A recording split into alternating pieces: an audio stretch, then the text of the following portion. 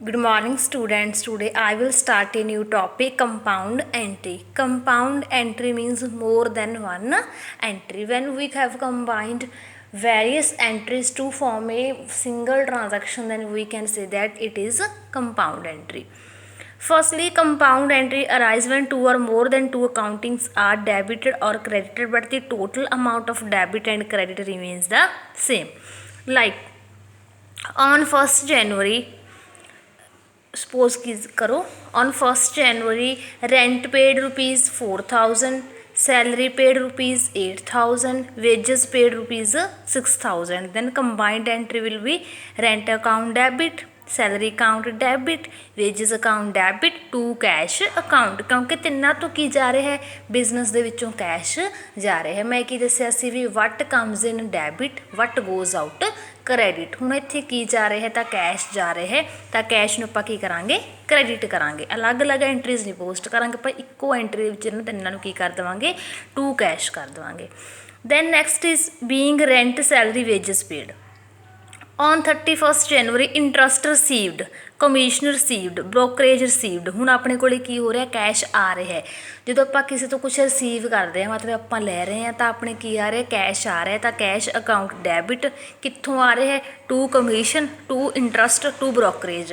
जे हुंदा commission paid, interest paid, brokerage paid, फिर अपने तो की जाता कैश जाता, तो आप की करते brokerage account debit, interest account debit, commission account debit to cash account. जे अपन मिलता है तो आप कैश नूं डैबिट करते हैं, जे अपने तो कैश जाता है पैसा जाता है तो आप उसनूं क्रेडिट करते हैं। Then next topic is bad debt. Bad debt वो अमाउंट होंदी है जो अपनी की होंदी है अनरिकवरेबल होंदी है डैटर्स तो। हुण एक होंदे ने डैटर्स, एक होंदे ने क्रेडिटर्स। डैटर्स वो होंदे ने जिन्हां तो बिजनेस ने पैसा लैना हुंदा है, क्रेडिटर्स वो होंदे ने जिन्हां दा बिजनेस ने पैसा पे करना हुंदा है। ਲੈਣਾ देखो जिवें हुण आपां ने सपोज कर लो भी बिजनेस ने किसी ने 40,000 की सेल की सी गुड्स, बट उन्हें पैसा नहीं दिता, क्रेडिट दिता, तो वो बिजनेस का की है डैटर है। जे आप मान लीए भी बिजनेस ने किसी तो रॉ मटीरियल लिया 40,000 का, बट बिजनेस ने वह पैसा पे नहीं किया, तो वह बिजनेस का की है क्रेडिटर है, क्योंकि उसने उसका पैसा की करना है जी चुकाना पे पेंडिंग दे विच है। तो बैड डेट की होंगे ने जो अपना वो पैसा अपन ये लगता है, मान लो आप किसी तो 40,000 की आप किसी को सेल कर देती, बट अपन ये लग रहा भी ये परसन मैनू अमाउंट नहीं वापस करेगा, भी मेरे पैसे की हो गए डुब गए एक तरह के, भी हूँ मेरे पैसे नहीं वापस आते, तो आप उसको की कह सकते हैं बैड डेट कह सकते हैं। बट जे की हो जे मान लो 40,000 रुपये की अपने किसी ने गुड्स दित्तियां सी, बट वो परसन की जी इमेज है रैपूटेशन है बेकार, अपन वो पैसे नहीं वापस कर रहा। मान लो ये कह दिंदा भी मैं 20,000 कर सकता, इस तो ज़्यादा नहीं, तो वो जोड़ा 20,000 वो अपना की है बैड डेट रिकवरेबल है, भी अपने जी रिकवर हो गए। हुण अपने कोले की आ जाएगा फिर 20,000 का कैश आ जाएगा, कैश अकाउंट डैबिट कित्थों आया, बैड डेट्स की अमाउंट तो आया, डैटर्स तो आया, तो cash account debit, bad debt account debit, जो अपना पैसा की हो जाता है डुब जाता है, आप उसमें की कह देंगे बैड डेट अकाउंट कह देंगे।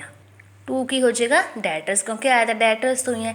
बैड डेट रिकवर्ड की आ गया अपने को कैश कित्थों आया बैड डेट तो, cash account debit to bad debt recovered account.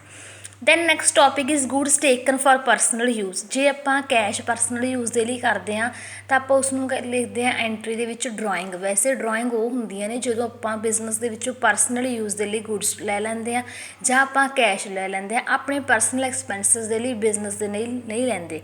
मैं तुहानूं बिजनेस एंटिटी कंसैप्ट दे विच की करवाया सी, जो मैं अकाउंटिंग कंसैप्ट करवाई सी भी बिजनेस अलग चीज़ है तो ऑनर अलग चीज़ है। जे ऑनर नूं किसी चीज़ की जरूरत है तो वो ड्राइंग है, क्योंकि वो अपने खर्चे लिए लै रहे हैं। तो जे तो वो गुड्स लै रहे तो एंट्री हो जाएगी drawing account debit to purchase, क्योंकि आप अकाउंट्स के गुड्स नूं परचेज कहते हैं, गुड्स नहीं कहते है। तो अपनी एंट्री की हो जाएगी drawing account debit to purchase account. जे वो लै रहे हैं कैश तो ड्राइंग टू कैश हो जाएगा, कैपिटल के विचों लै रहे जे वो। Next is goods given as charity, तो charity account debit to purchase account, क्योंकि तुहाडे कोल की जा रही ने गुड्स जा रही ने, तो टू के हो जाएगी। मैं की क्या भी गुड्स नूं अपने की कहना है परचेज कहना है। सेम आप जो सैंपल्स के लिए कर देते हैं तो भी गुड्स जा रही ने, तो advertisement account debit to purchase account.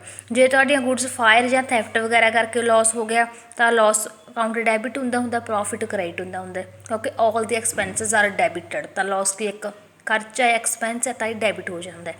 ਤਾਂ loss by fire account debit to purchase account. Next topic is VAT, value added tax. Entries ਕੀ ਹੋਣਗੀਆਂ? ਵੈਟ ਆਪਾਂ ਨੂੰ ਪਤਾ ਵੀ ਗੁਡਸ 'ਤੇ ਲੱਗਦਾ, ਤਾਂ purchase account debit, VAT paid account debit ਕਿਉਂਕਿ ਐਕਸਪੈਂਸ ਹੋ ਗਿਆ, ਟੈਕਸ ਹੈ ਤੁਸੀਂ ਪੇ ਕੀਤਾ, ਐਕਸਪੈਂਸਿਸ ਡੈਬਿਟ ਹੁੰਦੇ ਨੇ। ਤੁਹਾਡੇ ਕੋਲੋਂ ਕੀ ਗਿਆ? ਕੈਸ਼ ਅਕਾਊਂਟ ਗਿਆ, ਟੂ ਕੈਸ਼ ਅਕਾਊਂਟ। ਜੇ ਆਪਾਂ ਨੂੰ ਸੇਲ ਦੀ ਟਾਈਮ 'ਤੇ ਹੋ ਰਿਹਾ ਵੈਟ ਤਾਂ ਆਪਾਂ ਨੂੰ ਰਿਸੀਵ ਹੋ ਰਿਹਾ, ਪਰਚੇਜ਼ ਟਾਈਮ ਆਪਾਂ ਨੇ ਟੈਕਸ ਪੇ ਕਰਿਆ, ਸੇਲ ਟਾਈਮ ਆਪਾਂ ਨੇ ਕਿਸੇ ਤੋਂ ਰਿਸੀਵ ਕਰਿਆ ਟੈਕਸ, ਤਾਂ ਆਪਣੇ ਕੋਲ ਕੀ ਆਇਆ? ਕੈਸ਼ ਆਇਆ, ਕੈਸ਼ ਟੂ ਸੇਲ। ਜੇ ਸੇਲ ਕੀਤੀ ਅਸੀਂ ਤਾਂ ਹੀ ਕੈਸ਼ ਆਇਆ, ਅਤੇ ਟੂ ਵੈਟ ਕਲੈਕਟਡ ਵੀ ਆਪਾਂ ਨੂੰ ਆਪਣੀ ਸੇਲਸ ਦੇ ਉੱਪਰ ਕਿੰਨਾ ਜਿਹੜਾ ਵੈਟ ਹੈ ਉਹ ਕਲੈਕਟ ਹੋਇਆ। ਦੈਨ ਜੇ ਆਪਾਂ ਗਵਰਨਮੈਂਟ ਨੂੰ ਪੇ ਕਰ ਰਹੇ ਹਾਂ ਤਾਂ VAT to collected account debit ਹੋਗਾ, ਜਿੰਨਾ ਕਲੈਕਟ ਕਰਿਆ ਸੀ ਉਹਨਾਂ ਗਵਰਨਮੈਂਟ ਨੂੰ ਜਾ ਰਿਹਾ, ਕੀ ਜਾ ਰਿਹਾ? To VAT account. Next is depreciation. Depreciation ਕੀ ਹੁੰਦਾ ਹੈ? ਸਪੋਜ਼ ਕਰੋ ਮਸ਼ੀਨਰੀ ਆਪਣੀ 1 ਲੱਖ ਰੁਪੀਜ਼ ਦੀ, ਬਟ 1 ਈਅਰ ਆਫਟਰ ਇਹਦੀ ਵੈਲਿਊ ਕਿੰਨੀ ਰਹੇਗੀ? 80,000 ਦੀ। ਤਾਂ ਜੋ 20,000 ਰਿਡਿਊਸ ਹੋ ਗਈ ਉਹ ਕੀ ਹੈ? ਡੈਪਰੀਸੀਏਸ਼ਨ ਹੈ, ਮੀਨਸ ਉਸਦੀ ਗਿਸਾਵਟ ਹੈ। ਜੇ ਆਪਾਂ ਗੱਲ ਕਰੀਏ ਸਿੰਪਲ ਵਰਡਸ ਦੇ ਵਿੱਚ ਤਾਂ ਵੀਅਰ ਐਂਡ ਟੀਅਰ ਨੂੰ ਆਪਾਂ ਕੀ ਕਹਿ ਸਕਦੇ ਹੁੰਦੇ ਹਾਂ ਕਿ ਡੈਪਰੀਸੀਏਸ਼ਨ ਕਹਿ ਸਕਦੇ ਹਾਂ। ਹੁਣ ਡੈਪਰੀਸੀਏਸ਼ਨ ਆਪਣੀ ਕਿਸ ਦੇ ਉੱਪਰ ਲੱਗਦੀ ਹੈ? ਮੈਂ ਕਿਹਾ ਵੀ ਮਸ਼ੀਨਰੀ। ਮਸ਼ੀਨਰੀ ਕੀ ਹੈ? ਇੱਕ ਐਸਟ ਹੈ, ਆਪਣੀ ਸੰਪੱਤੀ ਹੈ, ਇੱਕ ਪੂੰਜੀ ਹੈ। ਤਾਂ ਡੈਪਰੀਸੀਏਸ਼ਨ ਕਿਸ ਦੇ ਉੱਪਰ ਲੱਗਦੀ ਹੈ? ਐਸਟਸ ਦੇ ਉੱਪਰ। ਤਾਂ ਡੈਪਰੀਸੀਏਸ਼ਨ ਟੂ ਐਸਟਸ ਅਕਾਊਂਟ ਲਿਖ ਦੋਗੇ ਤੁਸੀਂ।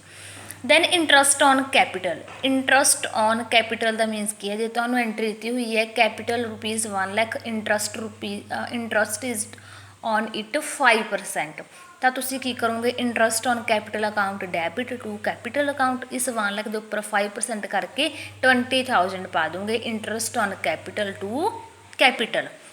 ਹੁਣ ਦੇਖੋ ਇੱਕ ਮੇਜਰ ਡਿਫਰੈਂਸ ਹੈ ਇਹਨਾਂ ਦੇ ਵਿੱਚ, ਇੰਟਰਸਟ ਔਨ ਕੈਪੀਟਲ ਅਤੇ ਇੰਟਰਸਟ ਔਨ ਡਰਾਇੰਗ ਦੇ ਵਿੱਚ।